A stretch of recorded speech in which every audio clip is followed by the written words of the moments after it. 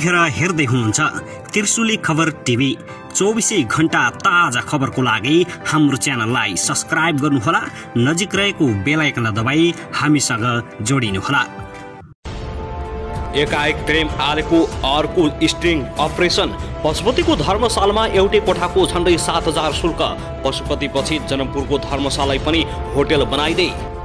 माओवादी केन्द्रका अध्यक्ष प्रचण्ड र माधव कुमार नेपालको मन मिल्ने पार्टी नमिल्ने। पहिले अदालत अहिले तगारोको। नेकपा माओवादीका अध्यक्ष प्रचण्ड कोरोना मुक्त।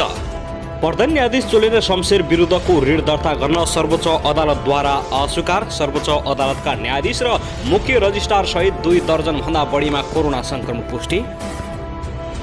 अन्ततः भारतीय प्रधानमन्त्री नरेन्द्र मोदीको अभिव्यक्तिको 17 दिनपछि बल्ल बोल्यो सरकार। लिम्पियाधुरा, लिपुलेक र कालापानी नेपालका अभिन्न भूभाग हुन्, तुरुन्तै सेना फिर्ता लगियोस्।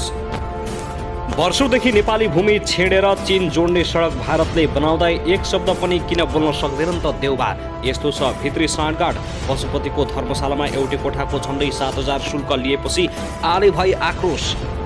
र चारैतिर चर्चा नै चर्चा पाएका मन्त्री प्रेम आलेले आजबाट यी नेताहरूको सम्पत्ति छानबिन गर्दै लिपुलेकमा भारतीय अतिक्रमण सीमाविद भन्छन् विवाद रोकिने छाँटकाँट छैन, बरु तारबार लगाऊ। गठबन्धनका विषयमा काङ्ग्रेसभित्र दुईधार, शङ्कामा देउबाको रणनीति। अब हेर्नुहोस् पुरा समाचार।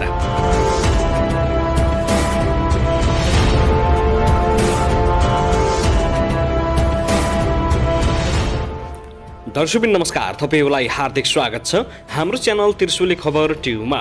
यदि हाम्रो च्यानललाई अहिलेसम्म सब्स्क्राइब गर्नुभएको छैन भने सब्स्क्राइब गरी नजिक रहेको बेल आइकन दबाई हामीसँग जोडिनुहोला। दर्शकबिन सदा झै आज पनि हामी तपाईहरुमाझ निकै महत्त्वपूर्ण खबरका साथ उपस्थित भइसकेका छौं। यो भिडियोलाई अन्तिमसम्म हेरी हामी साथ दिनुहोला। दर्शकबिन हाम्रो मेहनतको लागि एउटा सानो लाइक गर्न भनी नभुल्नुहोला। कहाँदेखि हेर्दै हुनुहुन्छ, के भन्न चाहनु छ, आफ्नो मनमा लागेका प्रतिक्रिया अवश्य पनि कमेन्ट गर्न नभुल्नुहोला। दर्शकबिन आउनुहोस् अब पहिलो खबरतर्फ लागौं। प्रतिनिधि सभा विघटन विरुद्धको मुद्दाले जन्मिएको 5 दलीय गठबन्धन आगामी माघ 12 गते हुन लागेको राष्ट्रिय सभा चुनावमा पनि यथावत छ। तर राष्ट्रिय सभा चुनावपछि 3 तहका आगामी निर्वाचनहरूमा पनि गठबन्धन गर्ने कि नगर्ने भन्ने बहस सुरु भएको छ।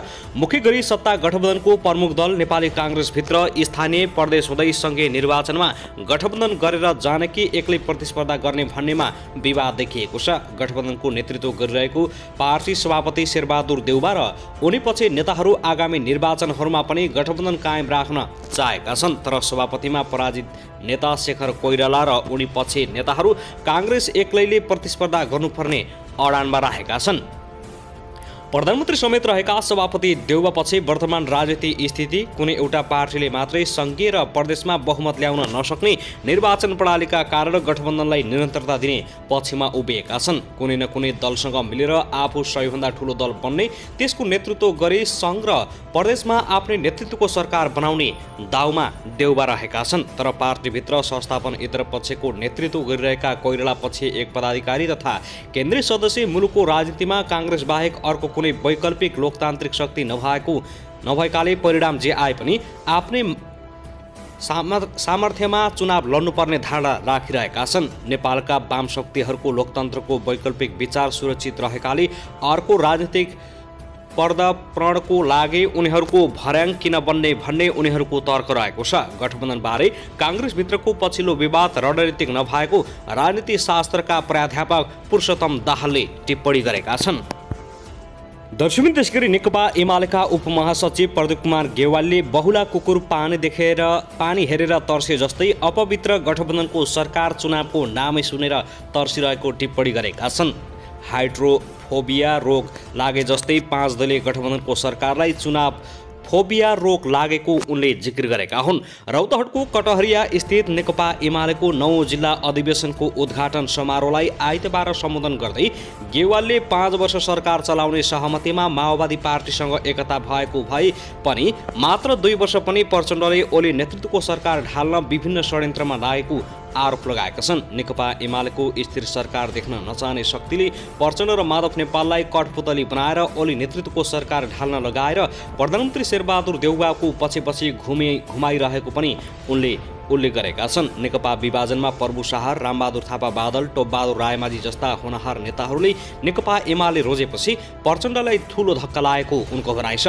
सरकारबाट बहिर्गमनपछि नेकपा एमाले कमजोर हुन्छ भने गठबन्धन साझेदारहरूले सोचेको, तर सरकारबाट बाहिरिँदा एमाले झन जनतामाझ लोकप्रिय भएको देखेर प्रचण्ड र माधव कुमार नेपाल हतोत्साहित भएको उनले तर्क गरेका छन्। दर्शकबिन त्यसैगरी यता भने नेपाल सरकारले महाकाली पूर्वका लिम्पियाधुरा, लिपुलेक र कालापानी नेपालका अभिन्न भूभाग रहेको स्पष्ट पारेको छ। भारतका प्रधानमन्त्री नरेन्द्र मोदीले लिपुलेक जोड्ने बाटो विस्तार भइरहेको भनाई सार्वजनिक गरेको 17 दिनपछि नेपाल सरकारले प्रतिक्रिया जनाएको हो। सरकारले भारतलाई कूटनीतिक नोट पनि पठाउने तयारी गरेको उच्च सरकारी स्रोतले बताएको छ।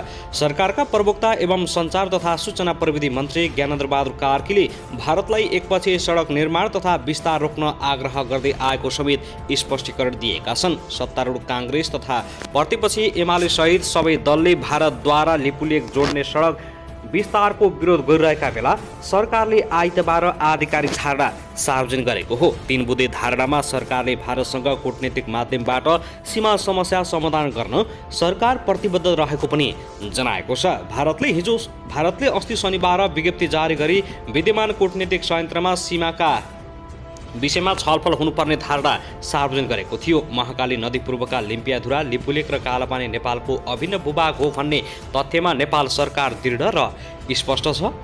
आइतबार आयोजित पत्रकार सम्मेलनमा सरकारका प्रवक्ता कार्कीले सार्वजनिक गरेको सरकारी धारणाको पहिलो बुँदामा भनिएको छ। त्यस्तै दोस्रो बुँदामा भनिएको छ, नेपाल सरकारले भारत सरकारलाई नेपाली भूमि भएर जाने कुनै किसिमको एकपछि सडक निर्माण विस्तार रोक्न आग्रह गर्दै आएको छ। तेस्रो बुँदामा भनिएको छ, नेपाल भारतको बीच रही आएको घनिष्ठ र मैत्रीपूर्ण सम्बन्धको मर्म र भावना अनुसार दुई देश बीचको सीमा समस्याको समाधान ऐतिहासिक सन्धि सम्झौता, तथ्य, नक्सा र प्रमाणको आधारमा कूटनीतिक माध्यमबाट गर्न नेपाल सरकार प्रतिबद्ध रही आएको छ। भारतका प्रधानमन्त्री नरेन्द्र मोदीले उत्तराखण्डको हल्द्वानीमा 15 पुसमा आयोजित भाजपाको चुनावी सभालाई सम्बोधन गर्दै मानसरोवर खण्डको विकास तीव्र रूपमा भइरहेको र त्यसमा लिपुलेकको बाटो विस्तार भइरहेको बताएका थिए। दर्शकबिन त्यसैगरी तीर्थालुको बसाई सहज बनाउने उद्देश्यसहित निर्माण गरिएका धर्मशालामा निजी कम्पनीहरूले आँखा लगाउने क्रम बढेको छ। भारतले पशुपतिमा बनाइदिएको धर्मशाला बतास अर्गनाइजेसनले हत्याएको 2 वर्ष नबित्दै जनकपुर स्थित धर्मशाला तिरुमाला तिरुपति देवस्थान यात्री निवास द पिक हस्पिटालिटी प्रणालीले 20 वर्षका लागि लिजमा लिएर होटल बनाउँदै आएको छ। यो त्यही कम्पनी हो जसले पशुपतिको धर्मशालामा बतासले चलाएको होटलको व्यवस्थापन हेर्ने गर्दछ। जनकपुरको 12 बिघा नजिकै रहेको यात्री निवास धर्मशाला दक्षिण भागको भारतको तिरुमाला तिरुपति बालाजी ट्रस्टले बनाइदिएको हो। जानकी मन्दिर दर्शन गर्न आउने भक्तजनहरूलाई सहज बासका लागि धर्मशाला बनाइएको थियो। बृहत्तर जनकपुर क्षेत्र विकास परिषदका पदाधिकारीहरूसँगको मिली मथुमा पिक हस्पिटालिटीले 1 बिघा जग्गा र त्यसमा रहेको 3 तले धर्मशाला वार्षिक 30,12,000 तिर्ने गरी ठेक्कामा लिएको हो। परिषद र पिक हस्पिटालिटी 10 वैशाख 2078 मा 3 बुँदे सम्झौता भएको रहेछ। सम्झौता अनुसार पिक हस्पिटालिटीले यात्री निवासको नाम नै हटाएर होटल चलाउने गरेको छ। अहिले मर्मत सम्भार भन्दै 21 कोठे भवनको पहिचान समेत मेटिने गरी पुराना संरचना भत्काउँदै नयाँ बनाइरहेको छ। फागुनदेखि होटल सञ्चालन गर्ने तयारी अनुसार धर्मशालाका भित्तादेखि कोठाहरू भत्काइरहेको छ। ठेक्का सम्झौता हुँदा परिषद अध्यक्ष शालिग्राम सिंह थिए, तर ठेक्का दिने निर्णय र सम्झौतामा आफ्नो संलग्नता नभएको उनले बताएका छन्। मन्त्री प्रेम आलेले त्यहाँ पनि छापा मार्ने बताएका छन्। तीर्थालुलाई सुलभ दरमा बस्न भारतले पशुपति क्षेत्रमा बनाइदिएको धर्मशाला सामान्य तीर्थालु बस्ने नसक्ने महँगो छ।